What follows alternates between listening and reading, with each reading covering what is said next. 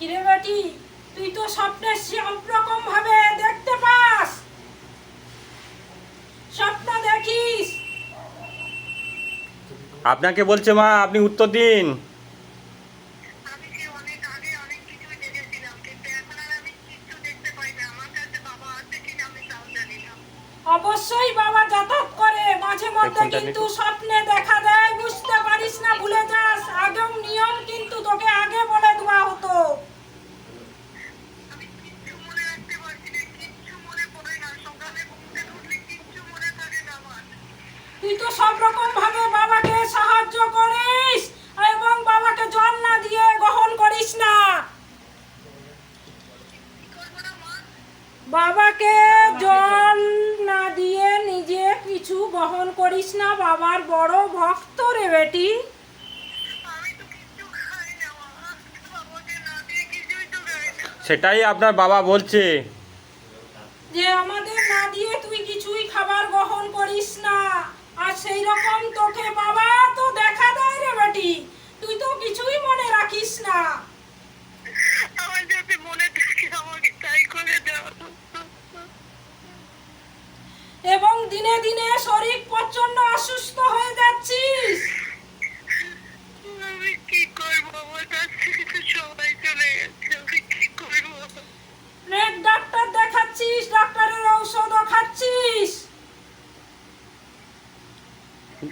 আমি কি কান্নাকাটি করবো? ছেড়ে তুই মহামৃত্যুঞ্জয় যেমন জপ করতিস করবি। কি বলছে শুনতে পাচ্ছেন বাবা? মহামৃত্যুঞ্জয় জপ করিস, সব কিছু মনে থাকবে বেটি। করছি তো।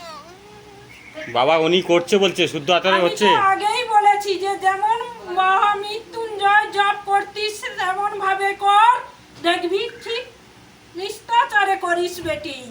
অবশ্যই বাবার আশীর্বাদ তোর উপর রয়েছে বেটি। আরে আরেকটা কিছু করে দাও না। আমার ছেলেটা আপনি না দেখুক, কিন্তু তবু ওর নাকি একটা বিপদ আছে। সকলে বলছে ওর একটা বিরাট বড় বিপদ আছে, আমি সহ্য করতে পারবো না। ছেলের নাম বলুন। আমার ছেলের নাম সিদাম শীল। কি নাম? সিদাম শীল, সিদাম। সিদামশীল। বাবা দেখো তো সিদামশীল বয়স কত? এই 31 ক্লাস। সিদামশীল 31 বছর বয়স। অনেকে বলছে ওনার নাকি সামনে বড় বিপদ আছে। বাবা তুমি দেখো, ভালো করে দেখে বলো তো। সবাই বলছে রোড অ্যাক্সিডেন্ট আছে, আমি মরে যাবো। তাহলে বাবা জানি আমাকে তুলে আচ্ছা দেবে। বাবা দেখছে, আপনি কান্নাকাটি এই, করুন। তোকে কে অত বড় ভয় দেখিয়েছে? হ্যাঁ, আমি তো তোর স্বপ্নে যাই, তোকে তো অনেক কিছু বলি। তোকে বলেছি যে তোর সামনে অত বড় বিপদ রয়েছে। বাবা কি আপনাকে বলেছে? বাবা কি বলছে শুনুন। বাবা বলছে না, বাবা বাবা বলো। অত বড় বিপদ নেই, তোকে যে বলেছে সে অন্যায় ভাবে মিথ্যে কথা বলেছে। তোকে কোনো রকম ফাঁসিয়ে পয়সার জন্য বলছে এবং ভয় দেখাচ্ছে। আতঙ্ক কি করে সহ্য করছিস? তুই তো আমাকে ভরসা করিস। আমি আর কত সহ্য করবো?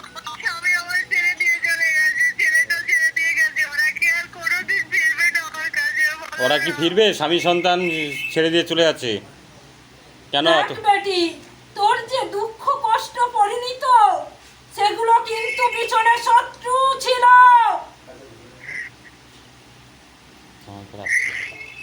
তুই বেটি মন্দিরে আসতে পারবি?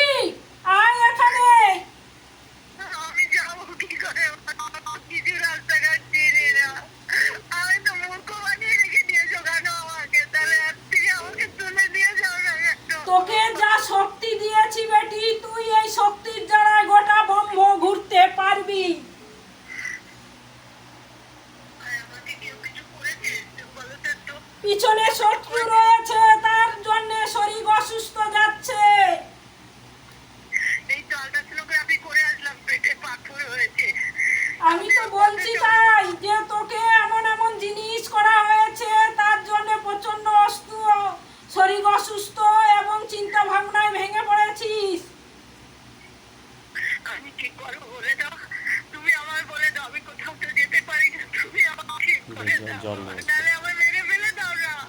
আমার মাটিয়ে রেখে আমার ভক্তরা কখনো, দেখ বেটি, আমার ভক্তরা কখনো যে চাই না, যথেষ্ট আমি আমার ভক্তদের দেখি এবং ওদের তুলেও দেই। কষ্টে থাকুক কাঁদুক আমি চাই না। ঠিক হয়ে যাবি বেটি, ডাক্তার যে দেখিয়েছি যে সমস্যাগুলো রয়েছে আস্তে আস্তে ঠিক হয়ে যাবি। আমার জল ছানের খাবি।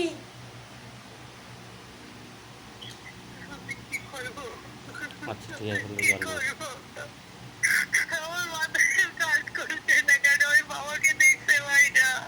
অবশ্যই দেখতে পাস, কিন্তু ভুলে যাস বেটি। এই তো দুদিন আগে গিয়ে তোর মাথায় আমি হাত বুলিয়ে এসেছি, অনুভব করতে পেরেছিলিস, কিন্তু তোর কিছুই মনে নেই বেটি। আমার যদি মনে থাকে আমাকে সেই চরণ দাও, নাহলে আমার মেরে ফেলে দাও। আমার বাঁচিয়ে রেখো না। আমার বাঁচিয়ে রাখলে তোমার আমার এই সহ্য করতে হবে। আমার জ্বালাতে তোমার চরণে যেতে হবে, আর নয় আমার মেরে ফেলে দাও। আচ্ছা কান্দি করতে পারবো। এরকম কিছুই বলিসনি বেটি।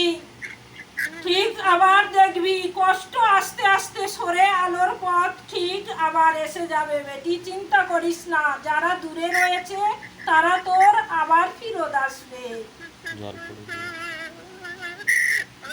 ঠিক আছে, জল নিয়ে বসিস বেটি, জল পরিয়ে দেওয়া হবে।